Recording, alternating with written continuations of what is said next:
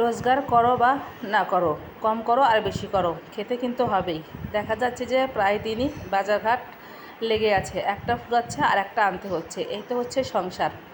Hello সবাইকে, সবাই কেমন আছো? আশা করি ভালো আছো, আর আমি তো খুব ভালো আছি। তো যাই হোক, তোমাদের কাছে নিয়ে আসলাম নতুন একটা ভিডিও। তো এখানে হচ্ছে মুড়ির প্যাকেট ছিল একটা, আর এই মুড়িটা কিন্তু খেতে অসম্ভব মজা। যখন পায় ওর বাবা তখন হচ্ছে নিয়ে আসে, আমি খুব পছন্দ করি, সবাই পছন্দ করে।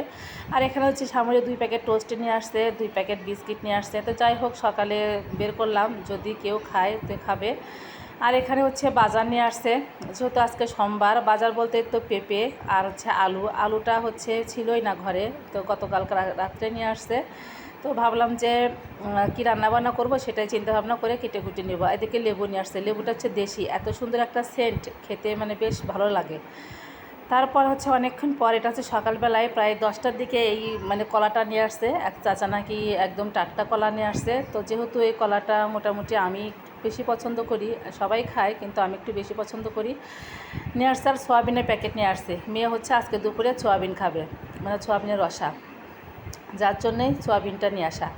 আর যেহেতু কলা নিয়ে আসছে, ঘরে ছাতু ছিল, তো কলা দিয়ে ভাবলাম যে আমি ছাতুই খাবো। আর হচ্ছে সকালে রান্নাবান্না করিনি, ওরা হচ্ছে 2 ভাই বোন পরোটা নিয়ে এসে খেয়েছে বাজার থেকে, ওর বাবা হচ্ছে নিয়ে এসে দিয়েছিল। তো সোমবার নিরামিষ আমরা খাই, কিন্তু ছেলে মেয়েকে দেখা যায় যে নিয়মের মধ্যে রাখতেই পারি না। ওরা দেখা যায় যেদিন নিরামিষ সেদিনই ওদের মাছ মাংস ডিম কিছু না কিছু খেতে হবে। তো হোটেলে পরোটা ওরা খেলো, ওদের তো আর নিয়ম থাকলো না। তো যাই হোক, আমরা যেহেতু বড়, আমরা তো নিয়ম করতেই পারি, অসুবিধা নেই। তো যাই হোক, এদিকে রান্নাবান্না করার জন্য চলে আসলাম।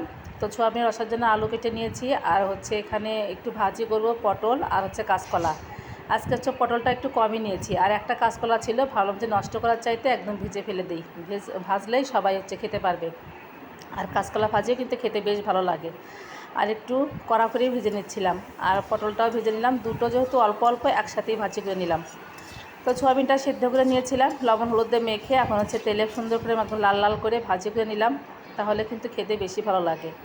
তো সোয়াবিনটা অনেকক্ষণ ধরে একটু ভাজছিলাম, যাতে করে খেতে ভালো লাগে। ওর বাবা তো এমনিতেই সোয়াবিন খুব একটা পছন্দ করে না, একটু ভালো করে ভাজলে হয়তো বা মানে খেতেও পারে।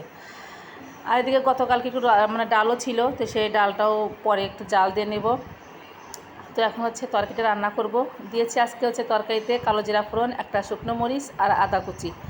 যেহেতু হচ্ছে নিয়মের খাবার নিরামিষ, ওই জন্য আজকে আর বাটা বুটা করিনি, যেহেতু পাটাটা হচ্ছে আমার পেঁয়াজ রসুন দিয়ে মাখানো, ওই জন্য আর পাটা ধুয়েও নি, আর হচ্ছে বাটা ঘষাও করিনি, জাস্ট একটু জিরে হচ্ছে ভেজে গুঁড়ো করে রেখেছি। আর এমনিতেই একটুখানি জাতজুত করে তেল বেশি দিয়ে রান্নাবান্না করলে এমনিতেই আলু তরকারি খুব ভালো লাগে। তো যাই হোক, একটুখানি মরিচের গুঁড়াও দিয়েছিলাম, দিয়ে ভালো করে একদম ভাজি করে নিয়ে তারপর হচ্ছে সয়াবিন দিয়ে ভালো করে একটু কষিয়ে নিয়ে ঝোল দিয়ে দিয়েছি। আর খেতে আসলেও অসম্ভব মজা হয়েছিল। আর নামানোর আগে একটুখানি দিয়েছি জিরার গুঁড়া, জিরার গুঁড়া দিলে এমনিতেই কিন্তু সব তরকারি টেস্ট হয়। আর একটু বেশিই দিয়েছিলাম, যেহেতু হচ্ছে বাটা দেইনি, আর আদা তো কুচি দিয়েছি। আর তেলে অনেকক্ষণ ভেজে নিয়েছিলাম আলুগুলো। যাই হোক, রসাটা খেতে কিন্তু দুর্দান্ত হয়েছিল। তো তরকারিটা একটু ভালো করে জাল দিয়ে তারপর হচ্ছে নামিয়ে নিয়েছি, আর কালারটা হয়েছে অনেক সুন্দর, আর খেতেও অনেক মজা হয়েছিল। তো যাই হোক, যতটুকু মানে পারি চেষ্টা করি সবসময় একটু নিয়মকানুন করে রান্নাবান্না করে খেতে। প্রতিদিন তো আর নিয়মকানুন করে খেতে হয় না, ওই যে দিনগুলো একটু নিয়মের দিন পরে সেই দিনগুলো একটু নিয়ম করে মানে খাওয়ার চেষ্টা। যদিও বাটা ঘষা দেইনি, তবুও মজা হয়েছিল। তো এদিকে হচ্ছে পেঁপেটা ভাজি করে নিচ্ছিলাম, আর আমি কালো জিরা ফোড়ন দিয়েছি, কাঁচামরিচ দিয়ে পেঁপেগুলো দিয়ে দিলাম, দিয়ে তারপর হচ্ছে হলুদ লবণ দিয়েছি, দিয়ে একটু ভালো করে তো ভাজি করে নিয়েছি। আর পেঁপে ভাজিটা খেতেও অসম্ভব মজা। আর এই যে পেঁপেগুলো দেখালাম, এই পেঁপে কিন্তু খেতে অনেক ভালো লাগে। পেঁপে কিন্তু অনেক রকমের হয়, যেগুলো গোল পেঁপে ওগুলোর সাথে এই লম্বা পেঁপেগুলোই খেতে বেশি ভালো। আর এই লম্বা পেঁপে হচ্ছে ছেলে গাছ, মানে পুরুষ গাছের পেঁপে, ওই জন্যই বেশি মজা। আর মানে খুব তাড়াতাড়ি সিদ্ধ হয়ে যায়, আর খেতেও ভালো লাগে। তো যাই হোক, পেঁপেটা অনেক সুন্দর করে অনেকক্ষণ ধরে একদম তেলে ভাজি করে নিয়েছি। আর সর্বশেষে এই তো ডালটা একটু গরম করে নিচ্ছিলাম, গতকালকের ডাল। তো ডাল তো সবাই পছন্দ করে, তো যাই হোক ভাবলাম যে নষ্ট করার দরকার নেই, একদম একসাথে গরম করে নেই, তাহলেই একদম সবাই মিলে খাওয়া যাবে। তো রান্নাবান্না সব কিছু কমপ্লিট, একদম সব কিছু গুছিয়ে নিয়ে ঘরে রেখে দিলাম। যেহেতু এখনও দুপুরে খাবার টাইম হয়নি, যদিও এখন বাজে হচ্ছে বেলা প্রায় 1টার মতো। তো যাই হোক, খেতে খেতে তো প্রায় 2টো বেজে যাবে। তো এর মধ্যে কিছুক্ষণ একটু রেস্ট নিয়ে তারপর হচ্ছে কড়াইগুলো মেজে নিয়েছি। কড়াইটা মেজে নিয়ে এখানে হচ্ছে ফ্রিজের তো নর্মালের কিছু মানে তাকগুলো একটু ধুয়ে পরিষ্কার করে নিলাম। একটু হালকা আজকে রোদও বের হয়েছে, কিন্তু গরম ছিল প্রচণ্ড। তো এই জিনিসগুলো আবার রোদে শুকিয়ে গেছে, গুছিয়ে একদম ঘরে তুলে রাখার জন্য সব কিছু রেডি করছিলাম।